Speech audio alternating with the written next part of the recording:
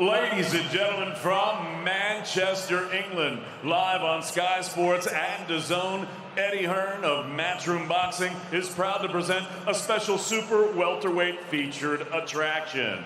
Sponsored by William Hill, StubHub, Wow Hydrate, and JD Sports. Introducing your 3 judges scoring this contest from ringside. From Preston, Phil Edwards. From Fleetwood, Steve Gray. And from Barry, John Latham. Your timekeeper from Burnley is Gary Grennan. And at the sound of the bell, your third man in the ring from Watford, A-star referee, Mr. Bob Williams. And now, ladies and gentlemen, 10 rounds of boxing scheduled in the super welterweight division.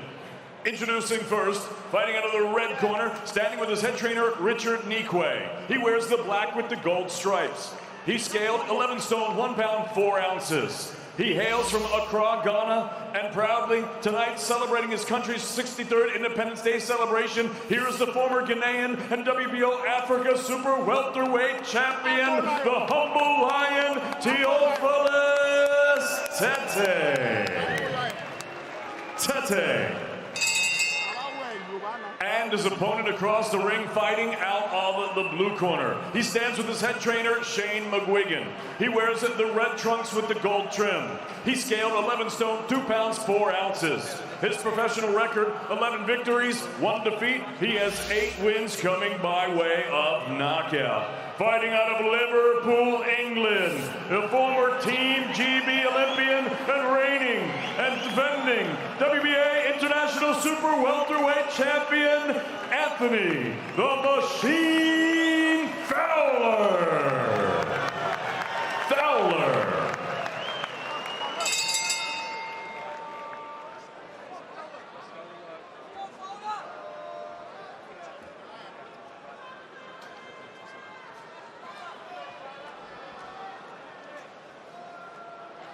Okay, lads, obey my commands.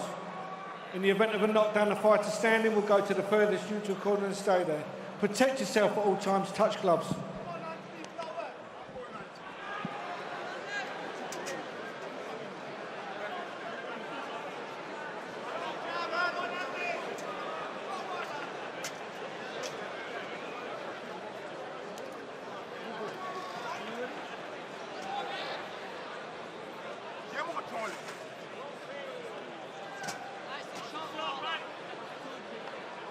Seconds out.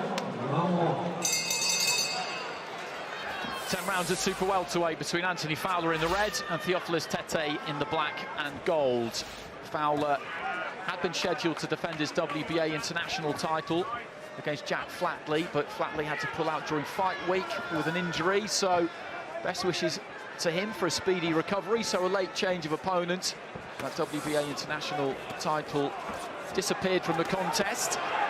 And Fowler looking to unload to the body with the left hand there, and Tetteh looks shaky early on here. We saw him against John Ryder back in 2015. He was stopped by Ryder in the mid-rounds at that point, and he looks very, very unsteady on his legs early on here, despite the fact that he hasn't really taken anything. Since then, he's had 3 fights back in Ghana. He's won them all, so he's been inactive, and I think he's struggling to grip the canvas with his boots. He seems to be sliding and slipping here. Looks a little bizarre. Yeah, I don't think he's been hurt with a shot and that his legs are gone. I think he's actually struggling to grip the canvas with his boots. Yeah, he's slipping and sliding here. well, this is a real problem for him. They'll have to try and do something between rounds, because at the minute he cannot set himself. He's got no balance whatsoever. It's like he's skating around in there. Yeah, that's exactly what it's like. It's like he's skating on an ice rink, and he'll not be able to generate any Down he power. goes, and that left hand did catch him as he just did forward. But again, it's the boots that really were the issue there. It was a nice crisp shot there from Fowler, but as he came forward and it connected, there was really nothing that Tetteh could do. And look at him there, his feet are almost going from underneath him. He needs to try and get through to the end of the round here. But even then, I'm not sure what they're going to be able to do in the minute in between. If they can get the boots off and maybe get a pair of trainers on or something, maybe they can send one of his team back to the changing rooms to get a pair of trainers or something, because those boots, you know, he's just slipping. He cannot grip the canvas. He will not be able to generate any power at all in his own punches, and of course he's unsteady when he's being backed up as well. Well, the only thing they can do to the existing boots really is to scour the bottom of them and rough them up, and down he goes again there. And he takes a knee this time, and maybe he is just a little bit hurt from that, although I think he might have collided with a photographer. The soles are actually, there's already tape on the soles. I've just noticed when he went down, there was already tape on the soles of the boots, but even at that, he's still slipping and sliding everywhere like he's on ice. Well, it's bizarre stuff to watch. Fowler has just got to try and stay disciplined, catches him with a right hand there, and down he goes again. And this is getting comical, to be honest. It's a bit of a farce, to be absolutely blunt. He's been down 3 times in a round now, not really hurt. Bob Williams wipes off the gloves, and down he goes again there. No knockdown that time. That was purely a loss of balance. The right hand didn't connect, but the round is finished, and he's sent back to his stool, and the referee has waved his arms, and the fight is over. He has decided. The bell didn't ring, and Bob Williams, with 2 or 3 seconds left in the round, has decided that enough was enough. He'd been down numerous times, so you can understand why he did that. As a spectacle, it was farcical, as I said. It really was. No blame can be attached to Fowler, obviously. But the boots are just not fit for purpose. No, there's no blame on Fowler whatsoever, and actually Tetteh wasn't hurt by those shots. He wasn't being beaten up. Yeah, there were knockdowns, and rightly so, because there were shots and punches that's caused the knockdowns, but it was completely because of the no grip on the boots of Tetteh, which is pretty bizarre. It looks like he's, you know, on an ice rink there, and he's skating around as he had no grip whatsoever, couldn't generate any power into his own punches, and was unable to, you know, absorb the shots because the force of the punches was forcing him off balance, slipping, and he was hitting the canvas, and the referee had no other choice but to score a knockdown. Are they even his boots? I'm beginning to wonder.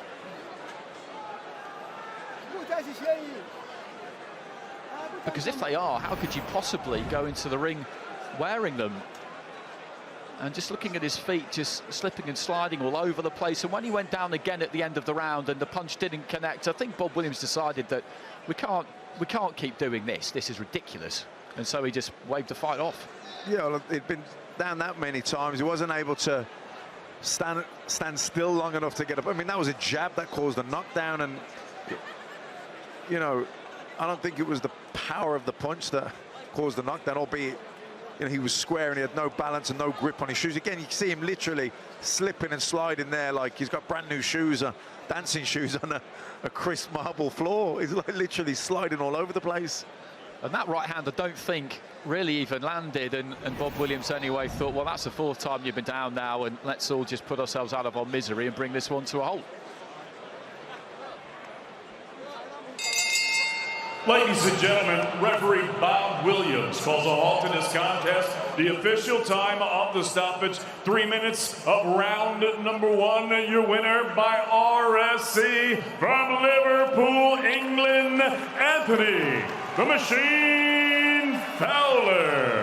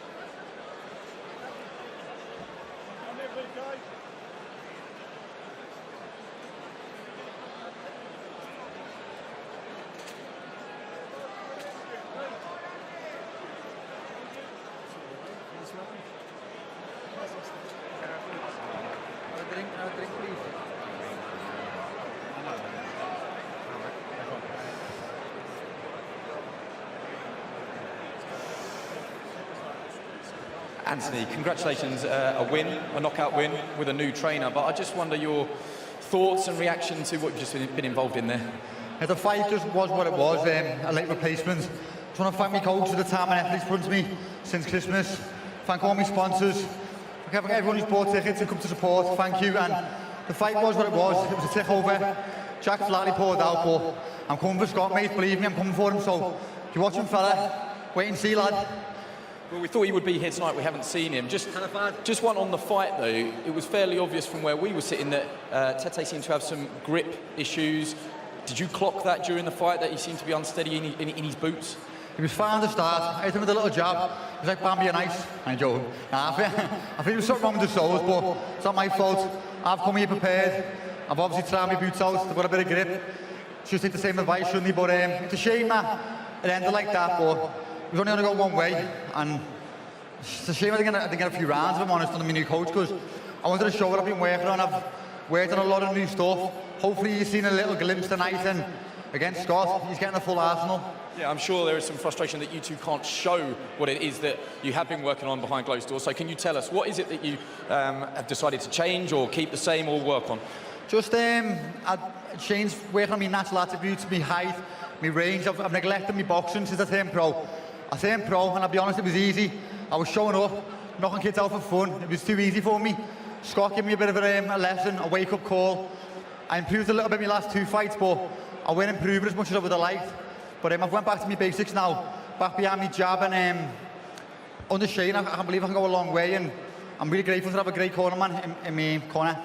Shane, not much that we can take from tonight, from what the two of you have been working on, but what is it that you still need to develop with Anthony to take him to the top level? He just needs to keep working on his feet, keeping a distance. He's got a great jab. Sometimes he bends over a little bit too much and gets too close. He's got great range and great jab, and I think, just there's a few things that we're going to do over time, and I feel like he's just going to be able to show them under the lights. I want Fitzgerald to fight next, and then move on to bigger and better things. Promoter Eddie Hearn, there's 2 parts to this question. The first one is Scott Fitzgerald. It's the name that everybody keeps talking about when you link it to Anthony Fowler. Can that fight happen?